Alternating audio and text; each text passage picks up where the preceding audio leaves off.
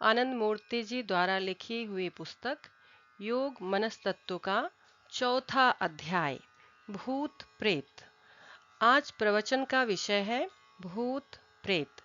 पहले हम इस पर विचार करें कि किसी व्यक्ति के मरने के बाद क्या होता है। जब कोई व्यक्ति मरता है तो उसका शरीर, स्नायु तंतु और स्नायु कोशिकाएं मिट्टी में मिलकर मिट्टी बन जाती है। जब मृत्यु होती है, मन प्रतिक्रियात्मक संवेगों, संस्कारों और अति स्नायविक परामस्तिष्कीय स्मृतियों के साथ देह का परित्याग कर देता है और संपूर्ण विश्व में रजोगुणी शक्ति की सहायता से अपने प्रतिक्रियात्मक संवेगों की अभिव्यक्ति जनित प्यास मिटाने के लिए उपयुक्त देह की खोज तब तक करता रहता है जब तक उसे वैसा देह प्राप्त नहीं हो जाती है। यह प्रतिक्रियात्मक संवेग ही दूसरी देह में संस्कार नाम से जाना जाता है। मन प्रतिक्रियात्मक संवेगों और परामस्तिष्कीय स्मृति के साथ दृश्य नहीं होता। कोई उसे देख नहीं सकता।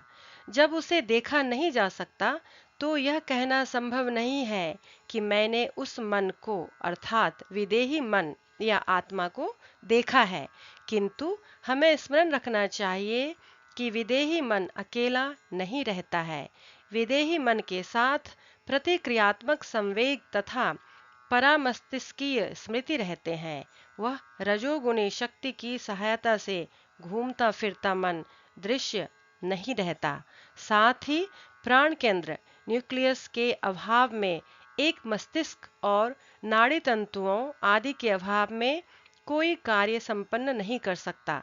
उचित कार्य निष्पादन के लिए चित्ताणु, समवाय, एक्टोप्लाज्मिक स्टफ, चित्ताणुओं की अभिव्यक्ति के लिए भी देह की आवश्यकता होती है। कालक्रम में शुक्र कीट और डिंब के मिश्रण से जब देह बन रही होती है तो मन नए शरीर से संपर्कित हो जाता है और शुक्र कीट तथा डिंबों का जीवन और मन दोनों समाप्त हो जाते हैं। किंतु शुक्र कीट और डिंब से बनने वाली देह का चयन होता है विदेही मन और उसके प्रतिक्रियात्मक संवेगों की आवश्यकताओं को देखते हुए। किंतु उस संक्रमण काल में विदेही मन जब तक पहली देह त्याग देने के बाद नई देह नहीं पाता है तब तक क्या होता है, अदृश्य और अश्रव्य रूप में वह विश्व में घूमा करता है। किंतु तुम जानते हो कि तंत्र साधना के माध्यम से कोई भी अपने चित्ताणु को उन्नत कर सकता है, वह चाहे विद्या तांत्रिक हो या अविद्या तांत्रिक, दोनों के चित्ताणुओं का विकास होता है। अतः ऐसे तांत्रिक अपने चित्ताणु समवाय की सहायता से विदेही मन को अस्थायी नई देह दे सकते हैं। सामयिक रूप में विदेही मन अविद्या तांत्रिक या विद्या तांत्रिक के चित्ताणु समवाय की सहायता से जो देह प्राप्त करता है वह थोड़ा घनीभूत होने से दिखाई पड़ता है और विशेष स्पंदनात्मक फ्रीक्वेंसी पर सुना श्रवण भी जा सकता है, किंतु अस्थायी तौर पर ही। तुम लोगों ने ऐसी कहानियां सुनी होंगी जिसमें कहा जाता है कि एक घर विशेष में हड्डियां या रोड़े फेंके जाते हैं जहां चारपाई आदि उलट पलट जाती है। ऐसी कहानियां तुम लोगों ने सुनी होगी जो तथाकथित अभिशप्त घरों के संबंध में कही जाती हैं। यह सब क्या है? एक तांत्रिक निश्चय ही विद्या तांत्रिक नहीं बल्कि अविद्या तांत्रिक स्थिर रूप में आसन विशेष में बैठता है और अपने चित्ताणु समवाय की सहायता से एक देह का निर्माण करता है जिसे संस्कृत में प्रेत कहते हैं और अपने चित्ताणुओं की सहायता से विदेही मन से जोड़ देता है। किंतु इस पूरी प्रक्रिया में उस तांत्रिक की देह एकदम स्थिर रहती है। यह सब कार्य उसी अविद्या तांत्रिक के द्वारा संभव होता है। विदेही मन की सहायता से यह सब कार्य भूत प्रेत द्वारा नहीं किए जाते। लोग ऐसा कहते हैं कि यह सब कार्य प्रेतों द्वारा किए गए, किंतु ऐसी वास्तविकता होती नहीं। कुछ अन्य प्रकार के प्राणी विंग भी होते हैं। मैं उन्हें प्राणी कह रहा हूँ, किंतु यह कहना कठिन है कि वे सजीव श्रेणी में आते हैं या निर्जीव। होता क्या है, 7 प्रकार की देव योनियां अर्थात दैवी सत्ताएं मानी गई हैं। वे दैवी कही जाती हैं, किंतु वे वास्तव में दैवी हैं नहीं, किंतु मनुष्य से अवश्य ही श्रेष्ठतर हैं। मान लो कोई व्यक्ति उचित और नियमित रूप में सम्यक प्रेरणा और साम्यक निष्ठा से आध्यात्मिक साधना करता जा रहा है, किंतु कुछ और इच्छाएं उसके मन में छिपी हुई हैं। वह एक अच्छा मनुष्य है और निष्ठापूर्वक साधना कर रहा है, किंतु मन में सोचता है, यदि बाबा मुझे 10 लाख, 5 लाख रुपये अथवा 2 ही लाख रुपये दे देते तो मैं सब व्यवस्था ठीक से चला लेता। नहीं नहीं, यह सोचना ठीक नहीं है। उसकी यह इच्छा, उसकी रुपया प्राप्त करने की अभिलाषा उसके मन में रह जाती है। यद्यपि वे एक उन्नत मनुष्य हैं, बुरे मनुष्य नहीं, जरा भी बुरे मनुष्य नहीं हैं, किंतु होता क्या है, अपनी धर्मनिष्ठा के कारण मृत्यु के बाद जब वे भौतिक देह का त्याग कर देते हैं, पृथ्वी तत्व और जल तत्व से बनी देह का त्याग कर देते हैं, किंतु शेष 3 तत्व तेज, मरुत और व्योम तत्व उनके विदेही मन के साथ रह जाते हैं। ऐसे ही लोग देव योनि के लोग कहे जाते हैं। वे 7 प्रकार के होते हैं: यक्ष, रक्ष, किन्नर, गंधर्व, विद्याधर, सिद्ध और प्रकृतिलीन। उदाहरण के लिए बताता हूँ, वह व्यक्ति उन्नत आत्मा थे, किंतु धन की इच्छा थी और अनजाने ही उनके मन में इच्छा आ गई और वह इच्छा ही उनके पतन का, उनकी पदावनति और विकृति का कारण बन गई। ऐसे प्राणी यक्ष कहे जाते हैं। बिहार और विशेषतः उत्तरी बिहार के क्षेत्र में प्रायः गांवों में, किंतु प्रत्येक गांव में नहीं, गांव के सटे बाहर एक स्थान रहता है जिसे ब्रह्म स्थान कहा जाता है। यह ब्रह्म स्थान ही वह स्थान था जहां यक्षों की पूजा के लिए लोग एकत्रित होते थे। पौराणिक देवी देवताओं के विग्रहों में पाओगे कि यक्ष और यक्षिनियां उनके दाहिने बाएं हाथों में चंवर लिए खड़ी रहती हैं। यह यक्ष क्या है? इन्हें देह है, किंतु पांच भौतिक देह नहीं। एक ऐसी देह जो मात्र 3 तत्वों से बनी होती है: तेजस, मरुत और व्योम। उस ज्योति देह का स्पर्श नहीं किया जा सकता, किंतु कभी कभी उसे देखा जा सकता है। रक्ष, युद्धेशना वाले लोग उचित समर्पण और उचित आध्यात्मिक प्रेरणा के साथ, किंतु कभी कभी सोचते हैं कि यदि आशीर्वाद मिल जाए तो समाज विरोधी तत्वों का सफाया कर दूं। साधना के समय भी यह विचार आ जाता है। तुरंत वे सोचते हैं, नहीं नहीं, साधना के समय मुझे ऐसा नहीं सोचना चाहिए, क्योंकि यह मेरे पतन का कारण होगा। ऐसे लोग मृत्यु के बाद पृथ्वी तत्व या जल तत्व रहित देह पाएंगे, जो तेजस, मरुत और व्योम तत्वों का बना होगा। ऐसे लोग रक्ष कहे जाएंगे। किन्नर, बाबा ने मुझे सब कुछ दिया है, किंतु मैं सुदर्शनीय नहीं हूँ। सुदर्शनीय देह पाता तो लोग कहते, नहीं नहीं, यह सोचना उचित नहीं है, अच्छे लोग हैं। मृत्यु के बाद इसी प्रकार की त्रितत्वात्मक देह प्राप्त करेंगे। वे लोग किन्नर कहे जाते हैं। विद्याधर, मैं अच्छा साधक हूँ, किंतु मेरे पास सुंदर कंठ नहीं है। मैं अच्छी प्रकार नृत्य नहीं कर सकता, मैं अच्छी प्रकार गा नहीं सकता, मेरी कंठ नलिका ठीक काम नहीं करती। मुझे कुछ और विशेषताएं और गुण चाहिए। यदि मुझमें थोड़े और गुण आ जाते तो मैं नौकरी में प्रोन्नति भी पा जाता। अरे अरे, यह नहीं सोचना चाहिए। ये बुरी बातें हैं, ये बुरी इच्छाएं हैं। किसी साधक को इच्छाएं करनी ही नहीं चाहिए। जब ऐसे लोग मरते हैं तो वे भी उसी प्रकार की त्रितत्वात्मक देह पाते हैं: अग्नि तत्व, वायु तत्व और आकाश तत्व। वहां रहते हैं। ये लोग विद्याधर कहे जाते हैं। गंधर्व, एक साधक साधना कर रहे हैं, कोई और इच्छा नहीं है, किंतु मन में बात आ जाती है, मैं भजन गाता हूँ किंतु मेरा स्वर ठीक नहीं है, मेरा कंठ थोड़ा अधिक सुरीला और छंदात्मक होना चाहिए। नहीं नहीं, यह सब सोचना बुरी बात है, बुरी बात है। ऐसे अच्छे लोग अपने अगले जीवन में, पराभौतिक जीवन में कहना अधिक उचित होगा, गंधर्व कहे जाते हैं।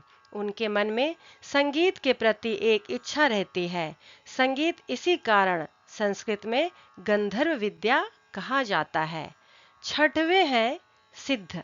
सिद्ध कौन है? मान लो एक अच्छे व्यक्ति जिन्हें कोई शारीरिक भौतिक इच्छा नहीं है, किंतु साधना के समय बात आती है, हाँ, परम पुरुष के प्रति प्रेम तो उत्पन्न हो गया, लोग मुझसे प्रेम करते हैं, बाबा भी मुझसे प्रेम करते हैं, किंतु मुझे सिद्धियां, अलौकिक शक्तियां चाहिए, जिससे लोग कहें कि इस आदमी के पास शक्ति है, यह सामान्य मनुष्य नहीं है, इस व्यष्टि के पास अलौकिक शक्तियां, ऐश्वर्य, विभूति आदि है। नहीं नहीं, ऐसा सोचना उचित नहीं है। बुरे विचार, बुरे विचार। जब ऐसा व्यक्ति मरता है तो उसे जो पराभौतिक देह प्राप्त होती है उसे सिद्ध कहते हैं। देव योनियों में वे सर्वश्रेष्ठ हैं। इन सिद्धों के विषय में फिर कुछ और कहूंगा। सातवें हैं प्रकृति लीन। कुछ लोग मूर्ति में ब्राह्मी भाव का आरोपण करके पूजा करते हैं। वे सोचते हैं कि यह मूर्ति ही ईश्वर है, ईश्वर का रूप है, किंतु पूजते हैं पत्थर, लकड़ी, धातु। तंत्र कहता है मृच्छिला धातु दारवादी मूर्ति विश्वर वध्ययो। मृत का अर्थ हुआ मिट्टी की मूर्ति, शिला पत्थर की बनी मूर्ति, धातु धातु की बनी, दारू लकड़ी की बनी मूर्तियां हैं, और उनमें लकड़ी, धातु या पत्थर में ईश्वर भाव का आरोपण वे करते हैं। तब क्या होता है? वह व्यष्टि पत्थर पर, लकड़ी पर धातु की उद्भावना कर रहे हैं। तब क्या होगा? यादृशी भावना यस्य सिद्धिर्भवति तादृशी। एक व्यष्टि अपने उद्भावना के अनुसार शरीर पाता है। ऐसे लोग जो विभिन्न प्राकृतिक उपादानों की पूजा करते हैं, उन्हीं उपादानों के समान रूप ग्रहण कर लेते हैं। वे पत्थर बन जाते हैं, लकड़ी बन जाते हैं, धातु बन जाते हैं। वे प्रकृति लीन कहे जाते हैं। वे प्रकृति से एक रूप हो जाते हैं और अनिश्चित काल तक ऐसे ही बने रहते हैं। कितना बड़ा दुर्दैव है, यही कहूंगा। कितनी कष्टकर है यह अवस्था। इन 7 प्रकार की देव योनियों में सिद्ध सर्वश्रेष्ठ है। सिद्ध लोग साधना करते हैं, किंतु उनकी साधना आधी अधूरी रह जाती है। जब जहाँ कहीं भी नृत्य गीत होता है, गंधर्व अपनी मानस देह तथा प्रतिक्रियात्मक संवेग तथा परमस्तिष्कीय स्मृतियां, एक्स्ट्रा सेरेब्रल मेमोरी लिए वहां पहुंच जाते हैं। जहां कहीं संगीत का कार्यक्रम होता है, वहां वे अदृश्य रूप में पहुंच जाते हैं, किंतु कभी कभी देखे भी जाते हैं। इसे मैं सविस्तार बताऊंगा।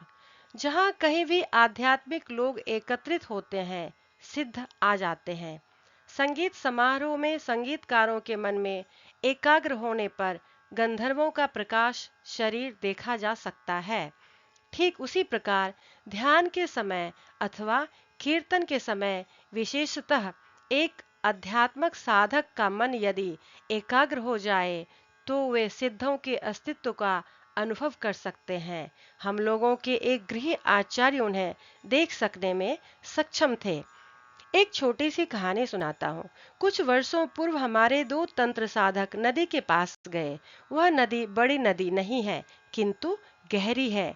वे नदी कैसे पार करें, इस चिंता में पड़ गए। नदी के उस पार एक शमशान या कब्रगाह थी। रात्रि में बड़ी दुश्चिंता में पड़े थे वे लोग।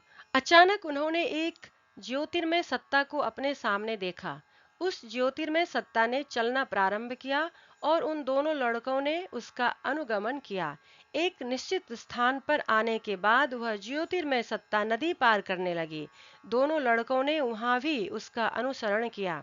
उस स्थान पर नदी उथली थी, मात्र घुटनों तक पानी। वे आसानी से नदी पार कर गए। नदी की दूसरी ओर एक पेड़ था, वहां से वे दोनों उसी पेड़ के पास आए। साधना के बाद वहां उन्होंने फिर उस ज्योतिर्मय सत्ता को देखा और फिर उसका अनुगमन करते हुए नदी पार कर गए। मुख्य किनारे पर आने के बाद उन दोनों से कनिष्ठ साधक ने वरिष्ठ साधक से कहा, ओ दादा, उस ज्योतिर्मय सत्ता से आशीर्वाद के लिए प्रार्थना करनी चाहिए। ज्यों ही उसने यह बात की कि ज्योतिर्मय सत्ता लुप्त हो गई। यह ज्योति सत्ता क्या थी? एक सिद्ध। जब कोई व्यक्ति उन स्वाभाविक चित्र, शक्ल या जीव देखता है, तब क्या होता है? एक संभावना है कि वह तांत्रिक है, जो अपने चित्ताणु समवाय के माध्यम से एक विदेही मानस सत्ता का रूप देकर दूसरों को भयभीत करता हो। विद्या तांत्रिक ऐसा नहीं करेगा, किंतु एक अविद्या तांत्रिक ऐसा दूसरों को डराने के लिए कर सकता है, जैसा कि वे पहले भी करते आए हैं। कुछ धन दौलत पाने के बाद वे फिर ऐसा करना बंद कर देते हैं। मान लो तुम किसी ऐसे घर में जाते हो जिसे लोग भूतहा कहते हैं। प्रायः सभी शहरों में ऐसे घर मिलते हैं और मैंने बता दिया है कि जहाँ कहीं तुम्हें ऐसे मकान मिले, तुम उसे खरीद लो और उसका उपयोग करो। कोई भूत प्रेत आनंद मार्गियों को भयभीत नहीं करेंगे, क्योंकि प्रत्येक आनंद मार्गी स्वयं में एक पराभौतिक सत्ता है। वे शिव के शिष्य हैं। क्या होता है? भय के कारण पूर्व निर्देशित भयवश एक व्यक्ति का मन एकाग्र हो जाता है। भय के कारण मन जब एकाग्र हो जाता है तो क्या होता है? व्यक्ति के स्वयं अपने चित्त का ही एक अंश विदेही मन से जुड़कर एक चित्त देह सृष्ट कर लेता है। इस प्रकार तुम अपनी ही सृष्टि स्वयं देखते हो। सृष्टि जो तुम्हारे स्वयं चित्ताणु समवाय द्वारा संभव हुई, किंतु वह विदेही मन वहां था अवश्य। यह प्रेत दर्शन नहीं है, और वे ब्रह्म पिचास अथवा कई प्रकार के भूत सभी तुम्हारे स्वयं के निर्माण हैं। तुम्हारा स्वयं का चित्ताणु समवाय उस विदेही मन से जुड़ जाता है। तुम्हारी मानसिक एकाग्रता के कारण, अल्पकालिक एकाग्रता के कारण। इस प्रकार की एकाग्रता 5 प्रकार की परिस्थितियों में उत्पन्न होती है: क्षिप्त, मूढ़, विक्षिप्त, एकाग्र और निरोध। क्षिप्तावस्था तब आती है जब मन बहुत व्यग्र है, चिंताओं और उलझनों से भरा रहता है। उस समय आकस्मिक मानसिक एकाग्रता के कारण ऐसा हो सकता है। मूढ़, जब तुम्हारा मस्तिष्क यह निर्णय करने में असफल हो जाता है कि क्या करना है क्या नहीं करना है, तुम इस अनिश्चय की अवस्था में रहते हो। मूढ़ प्लस क्त इक्वल टू मूढ़। विक्षिप्त, तुम किसी बिंदु पर ध्यान नहीं लगाए हो, किंतु अंततः तुम्हारे मन थक जाते हैं और तब उस अवस्था में तुम कुछ देखते हो। तुमने देखा है कि लोरियों के माध्यम से बच्चों के मन को हम लोग विक्षिप्त बना देते हैं और वे सो जाते हैं। लोरियां हैं बच्चों के कानों में डालकर उनको गहरी नींद में सुला देना। एकाग्र है वह अवस्था जब तुम्हारा मन कुशाग्र हो जाता है। निरोध है 5वां, जिस अवस्था में तुम अपनी सभी वृत्तियों की सभी अभिव्यक्तियों को अवरुद्ध कर देते हो। इन्हीं 5 अवस्थाओं में तुम जानते हुए या अनजाने संकल्प से या सहसा अपने चित्ताणुओं के कुछ भाग को विदेही सत्ता से जोड़ देते हो और इस प्रकार एक धनात्मक दिग्भ्रम, पॉजिटिव हेलुसिनेशन पैदा हो जाता है। पटना, 19 अक्टूबर 1979।